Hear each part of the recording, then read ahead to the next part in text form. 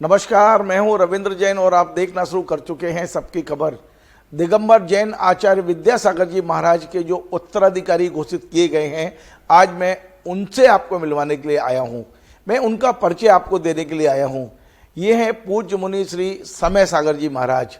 समय सागर जी महाराज के बारे में मैं एक बात तो गारंटी से कह सकता हूं कि पिछले 49 वर्ष, लगभग 50 वर्ष से वे अंतर की यात्रा कर रहे हैं। मैं उनके निरंतर दर्शन करता रहा हूं, निरंतर मिलता रहा हूं, लेकिन उनके दर्शन तो होते हैं पर उनसे चर्चा का अवसर बेहद कम मिलता है, क्योंकि जब भी आप उनके पास जाओ वे सिर्फ और सिर्फ जिनवाणी का अध्ययन करने में लगे रहते हैं। इतने अध्ययन करने वाले संत शायद पूरे विश्व में कोई हो जो दिन भर शास्त्रों का अध्ययन करने वाले हैं। मैं आज पूरी तरह से बताऊंगा कि समय सागर जी कौन है, कहाँ उनका जन्म हुआ था, आचार्य विद्यासागर जी महाराज ने उन्हें ही अपना उत्तराधिकारी क्यों बनाया, ये तमाम सारी चीज़ें मैं बताऊंगा। लेकिन उसके पहले एक बात मैं बता दूं कि आचार्य विद्यासागर जी महाराज का स्वयं का जन्म जिस शरद पूर्णिमा को हुआ था, ठीक उसी शरद पूर्णिमा को 12 साल बाद इन समय सागर जी महाराज का जन्म उसी गांव में हुआ जिस गांव में आचार्य विद्यासागर जी का जन्म हुआ। और मैं आपको बता दूं, आचार्य विद्यासागर जी महाराज के परिवार में माता पिता और 6 भाई बहन थे, 4 भाई और 2 बहनें। ये 8 के 8 लोगों ने अपने घर का त्याग करके जैन धर्म के मार्ग पर चलने के लिए दीक्षा ले ली थी। ये बात दूसरी है कि आचार्य विद्यासागर जी महाराज ने सबसे पहले अपना घर छोड़ दिया था। वे लगभग 22 साल की उम्र में घर छोड़कर दीक्षा के लिए निकल गए थे और उसके बाद एक एक करके परिवार के सदस्यों ने निकलना शुरू किया। पहले माता पिता निकले, फिर दोनों बहनें निकली, फिर दोनों भाई निकले और पूरा परिवार इस त्याग के मार्ग पर चलता चला गया। सबसे अंत में अभी कुछ दिन पहले, लगभग 2 साल पहले, उनके जो भाई हैं, बड़े भाई महावीर जी, उन्होंने भी आचार्य विद्यासागर जी से मुनि दीक्षा ली थी। अब मैं आपको बताता हूं कि समय सागर जी कौन है। समय सागर जी महाराज आचार्य विद्यासागर जी महाराज के 4 भाइयों में सबसे छोटे भाई हैं। लेकिन जब से उन्होंने होश संभाला है, उनने जब से देखा कि उनके बड़े भाई विद्यासागर जी महाराज मुनि बन गए हैं, तो उनका भी घर में मन नहीं लगा था और वे भी अपने भाई के मार्ग पर चलने के लिए महावीर जी पहुंच गए थे, जहां आचार्य विद्यासागर जी महाराज विराजमान थे। आपको पता है, महावीर जी राजस्थान में करौली जिले में जैन समाज का एक बड़ा तीर्थ है, जहां आचार्य विद्यासागर जी महाराज विराजमान थे। बात है 1975 की। 1975 में ये समय सागर जी महाराज बहुत बाल्यावस्था है। आप सोचिए, 1958 का जन्म है इनका और 1975 में इन्होंने अपना घर छोड़ दिया था और घर छोड़ के हमेशा हमेशा के लिए अपने ही जो बड़े भाई हैं, जो मुनि बन चुके थे, जो आचार्य हो गए थे, उनके चरणों में अपने आप को इन्होंने 1975 में समर्पित कर दिया था। 1975 में इन्होंने महावीर जी में पहुंचकर आजीवन ब्रह्मचर्य व्रत ले लिया था और कहा था कि अब मैं वापस घर नहीं लौटूंगा, मैं आपके ही मार्ग पर चलना चाहता हूं। आज 49 वर्ष हो गए हैं, लेकिन कभी किसी ने इस संत को बहुत ज्यादा हाई प्रोफाइल नहीं देखा। जब भी देखा, केवल जिनवाणी पढ़ते देखा, शास्त्रों को पढ़ते देखा, साधना करते देखा, ध्यानस्थ देखा। किसी तरह के सामाजिक प्रपंचों में से इन्होंने अपनी दूरी बना के रखी थी। किसी प्रकार के निर्माण कार्य हों या कोई भी ऐसा चीज में देख रहा था कि लगातार कि समय सागर जी महाराज एकमात्र ऐसे साधु आचार्य विद्यासागर जी के संग में रहे जो अंतर की यात्रा कर रहे थे। ऐसा लगता है कि वे अंदर की यात्रा कर रहे हैं, बाहरी दुनिया से कोई लेना देना नहीं, पाखंडों से कोई लेना देना नहीं, प्रपंचों से कोई लेना देना नहीं, समाज के विवादों से कोई लेना देना नहीं। वे सिर्फ और सिर्फ साधना में लीन दिखाई देते थे। अब मैं उनके बारे में बता दूं कि उनका जो जन्म हुआ है वो 1958 में शरद पूर्णिमा के दिन हुआ है और उस दिन 27 अक्टूबर 1958, 27 अक्टूबर का उनका जन्म है। और ये जन्म भी उनका कर्नाटक के बेलगांव जिले का जो सदलगा गांव है, वहां उन्होंने जन्म लिया समय सागर जी महाराज ने। जन्म के समय इनका नाम था शांतिनाथ भगवान। दिगंबर जैन परंपरा में जो 24 तीर्थंकर हैं, उसमें 16वें तीर्थंकर हैं शांतिनाथ भगवान। तो माता पिता ने इन्हें का नाम भगवान के नाम पे रखा था, तो इन्होंने भी भगवान बनने के लिए ही पूरे जीवन में पुरुषार्थ किया है, ऐसा लगता है। तो 1975 यानी 2 मई 1975, तीव्र गर्मी, राजस्थान की गर्मी आप समझ सकते हैं, और महावीर जी में कैसी लू चलती है। उस मई के महीने में ये अपने भाई के चरणों में पहुंचे, जो उस समय आचार्य विद्यासागर बन चुके थे, और इन्होंने अपने आप को पूरी तरह समर्पित कर दिया कि अब जीवन भर मैं आपके चरणों में रह के आपके तरह ही आगे बढ़ना चाहता हूं। और आचार्य विद्यासागर जी महाराज ने इन्हें आजीवन ब्रह्मचर्य व्रत दिया था 2 मई 1975 को। उसके बाद में ये आचार्य विद्यासागर जी महाराज के साथ ही ये पद विहार करने लगे, साधना करने लगे, संघ के आदेशों का ये पालन करने लगे। और संघ विहार करता हुआ जब बुंदेलखंड में प्रवेश करता है तो आचार्य विद्यासागर जी महाराज ने आचार्य बनने के बाद जो पहली क्षुल्लक दीक्षा दी थी, वो क्षुल्लक दीक्षा दी थी सोनागिरी में। आपको मालूम है कि बुंदेलखंड का प्रवेश द्वार राजस्थान से होते हुए वह यूपी पहुंचे थे, फिरोजाबाद से वो फिरोजाबाद, शमशाबाद, राजाखेड़ा होते हुए ग्वालियर, और ग्वालियर के बाद आचार्य विद्यासागर जी महाराज पहली बार संघ सहित मध्य प्रदेश में प्रवेश कर रहे थे। और मध्य प्रदेश का प्रवेश द्वार था सोनागिर, जो दतिया जिले में आता है। दिगंबर जैन तीर्थ है, कभी आप ट्रेन से जाएंगे तो आपको तमाम सारे मंदिर पहाड़ पर दिखाई देते हैं। इसी सोनागिर पर्वत पर 18 दिसंबर 1975 को इन समय सागर जी महाराज को क्षुल्लक दीक्षा दी थी आचार्य विद्यासागर जी महाराज ने। उन्हें अपना शिष्य बनाया, अपने ही भाई को अपना शिष्य बनाया। और 1975 यानी जैसा मैंने बताया 18 दिसंबर 1975 को इन्होंने वस्त्र त्याग दिए, केवल एक लंगोट और एक दुपट्टा रखा और क्षुल्लक बनकर पीछे कमंडल हाथ में लेके उन्होंने अपने भाई की तरह कदम से कदम मिलाना शुरू किया। और वहां से बिहार करते हुए फिर बुंदेलखंड में प्रवेश हुआ। वे ललितपुर होते हुए लगातार बुंदेलखंड की यात्रा कर ही रहे थे।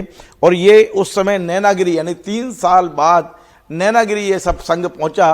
तो नैनागिरी के जो पर्वत पे आपने देखे होंगे तमाम सारे मंदिर, बहुत प्रसिद्ध तीर्थ है नैनागिरी।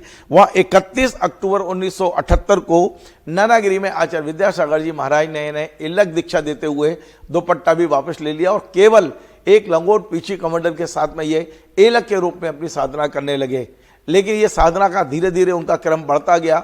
उनकी साधना को देखते हुए आचार्य विद्यासागर जी महाराज ने 8 मार्च, उस समय भी थोड़ी गर्मी थी, होली के आसपास की बात है, 8 मार्च 1980 को दौड़गिरी में, दौड़गिरी तीर्थ जो छतरपुर में बड़ा मलहरा के पास में जो तीर्थ पड़ता है, वहाँ इनके सारे वस्त्र उतार के इन्हें मुनि दीक्षा दे दी। और हम एक बड़े मुनि यानी कि भविष्य के एक बड़े आचार्य समय सागर महाराज के रूप में एक मुनि इस जैन समाज को मिले। और उसके बाद जो इन्होंने साधना शुरू की है संघ में, इनके बारे में ये बताया जाता है कि शास्त्र तो ये पढ़ते थे, लेकिन आचार्य विद्यासागर जी महाराज के जीवन को अपने जीवन में उतारने का भी उपक्रम ये करते थे। जिस दिन आचार्य विद्यासागर जी महाराज ने मीठे का त्याग किया, शक्कर का त्याग किया, उसी दिन समय सागर जी कर देते थे। यदि उन्होंने नमक का त्याग किया वो भी कर देते थे, उन्होंने चटाई का त्याग किया तो ये भी कर देते थे। समय सागर जी महाराज ने ग्रंथों को तो पढ़ा ही है, लेकिन अपने बड़े भाई, अपने गुरु आचार्य विद्यासागर महाराज को उन्होंने सबसे बड़ा ग्रंथ भी माना था। आचार्य विद्यासागर जी को देख देख कर जो गुरु ने किया वो करते थे। लेकिन आप देखेंगे उन्होंने कभी किसी तरह का प्रचार से दूर रहे वो, और लगातार साधना करते रहे। संघ में रहकर लगभग 30 वर्ष आचार्य श्री के संघ में रहकर भी वो लगता नहीं था कि समय सागर जी कहाँ है। वे किसी एक मंदिर के किसी कोने में बैठकर अपनी साधना में लीन दिखते थे। अधिक लोग आते थे, केवल आशीर्वाद दिया, इसके अलावा उन्होंने कभी किसी प्रपंच में नहीं पढ़े। वो तो हुआ ये कि डोंगरगढ़ में आज से कुछ वर्ष पहले आचार्य विद्यासागर जी महाराज ज़्यादा बीमार पड़े थे और पर्युषण पर्व था। तो पहली बार ऐसा हुआ कि भाई अब प्रवचन कौन करेगा, क्योंकि हजारों की तादाद में वहाँ पहुँच रहे थे लोग। तब समय सागर जी महाराज को आचार्य श्री ने बुला के कहा कि जाइए आप मंच संभालिए और प्रवचन दीजिए। लोग दंग रह गए जब समय सागर जी महाराज की वाणी खिरी। जैसा हम बोलते हैं ना कि दीक्षा के बाद तीर्थंकर मौन हो जाते हैं, और जब पहला प्रवचन होता है तो उसको हम कहते हैं वाणी खिरी, वाणी बाहर आई। और देख के लोग दंग रह गए समय सागर जी के प्रवचन। ऐसा लग रहा था कि जैसे कुंद भगवान सीधे प्रवचन कर रहे हों। समय सागर जी की वाणी को सुनकर लोग हतप्रभ थे। इतना बढ़िया उनका प्रवचन, इतना सारगर्भित उनका प्रवचन, पूरी आगम पर आधारित। तो वो जो 10 दिन थे, उस 10 दिन ने बताया कि आचार्य विद्यासागर जी महाराज निश्चित तौर पे एक ऐसे साधु तैयार कर रहे थे जो उनकी पूरी तरह से प्रतिकृति बन सकती हैं। तो डोंगरगढ़ के वो 10 दिन के प्रवचन के बाद ही शायद आचार्य श्री ने निर्णय लिया था कि अब इनका संघ बनाकर इन्हें अलग दिशा में भेजा जाए। और फिर उसके बाद उनका विहार हुआ। हमने अलग अलग जगह पर उनकी प्रभावना देखी। समय सागर जी महाराज संघ के साथ में लगातार, चाहे वो इंदौर पहुँचे हों, चाहे वो देवरी पहुँचे हों, हर जगह उनकी प्रभावना देखकर लोग दंग थे। जहाँ भी समय सागर जी महाराज पहुँचते थे, लोग उनकी साधना, उनकी प्रभावना, उनके प्रवचन से बहुत प्रभावित हुआ करते थे। उनसे पंचकल्याण कराने के लिए लोगों की लाइन लगती थी कि हम अपने मंदिर का पंचकल्याण समय सागर जी महाराज सही कराना चाहते हैं। लेकिन फिर मैं आपको बताता हूं, समय सागर जी महाराज ने कभी बाहर की यात्रा करते दिखे ही नहीं। वे बाहर से शारीरिक रूप से दिखते थे, लेकिन जब भी उन्हें दर्शन करो ऐसा लगता कि कोई अंतर यात्री है जो अंदर की यात्रा कर रहा है, अपने अंदर समेटे हुए सब कुछ, लेकिन वो बाहर कभी दिखते नहीं थे। लेकिन जब अभी जिस दिन 18 फरवरी को सुबह जैसे आचार्य विद्यासागर जी महाराज के देह परिवर्तन की खबर आई, और उसके साथ ही ये संदेश भी आया कि आचार्य श्री ने देह त्यागने से पहले समय सागर महाराज को संघ का आचार्य बनाने का ये जो निर्देश दिया है, पूरे देश भर में इस बात पर बड़ा संतोष जाहिर किया गया कि आचार्य समय सागर जी जैसे धीर, गंभीर, ज्ञानवान और सबसे बड़ी बात है प्रपंचों से दूर रहने वाले संत को उन्होंने अपना उत्तराधिकारी बनाया है। जिस समय ये हुआ था उस समय रावल का गांव कोई है डोंगरगढ़ के पास, लगभग 70-80 किलोमीटर दूर, वहां समय सागर जी महाराज विराजमान थे। 18 फरवरी को सुबह जब आचार्य श्री के अवसान की खबर आई थी तो समय सागर जी महाराज ने कुछ नहीं बोला, शांत मुद्रा में उन्होंने दीवाल की ओर मुख किया और वे ध्यानस्थ होकर बैठ गए। उन्होंने कभी पूरे दिन किसी से चर्चा नहीं की है, वे बिल्कुल अपने आप को एकांत में रखा। उन्होंने अगले दिन 19 तारीख को श्रद्धांजलि सभा हुई, तब उन्होंने अपनी बात कही, आचार्य श्री को स्मरण किया, और उसके बाद वे पद विहार करते हुए इस समय डोंगरगढ़ की ओर बढ़ रहे हैं। उम्मीद है कि 22 तारीख को वे डोंगरगढ़ पहुंचेंगे, और वहां पहुंचने के बाद, क्योंकि डोंगरगढ़ में पहले से ही निर्यापक संत योग सागर जी महाराज वहां विराजमान है, निर्यापक संत समता सागर जी वहाँ विराजमान है, निर्यापक संत संभव सागर जी हैं, अवय सागर जी हैं, वहाँ पर दूसरे और भी संत 5-6 संघ हैं, वहाँ करीब 14 मुनिराज और तमाम क्षुल्लक वहाँ विराजमान हैं।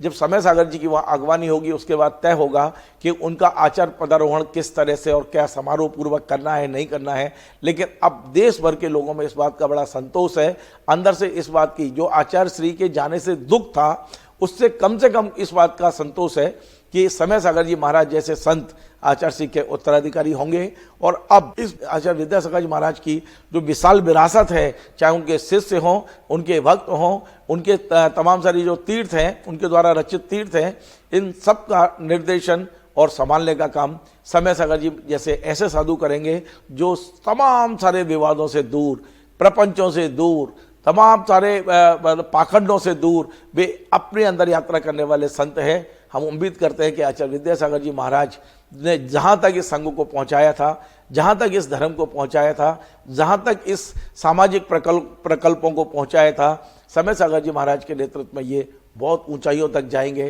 पूरे देश भर में आचार्य विद्यासागर जी बेशक हमारे बीच नहीं है, लेकिन आचार्य विद्यासागर जी की कमी को दूर करने का काम आचार्य नए होने वाले आचार्य में, उन्हें अब आचार्य के रूप में ही याद करूंगा, आचार्य श्री समय सागर जी महाराज अब इसको आगे बढ़ाएंगे। आपको हमारा ये कार्यक्रम पसंद आए, आप इसे शेयर करें, लाइक करें, कमेंट करें, और आपसे बार बार निवेदन है हमारे इस चैनल को सब्सक्राइब अवश्य करें। धन्यवाद।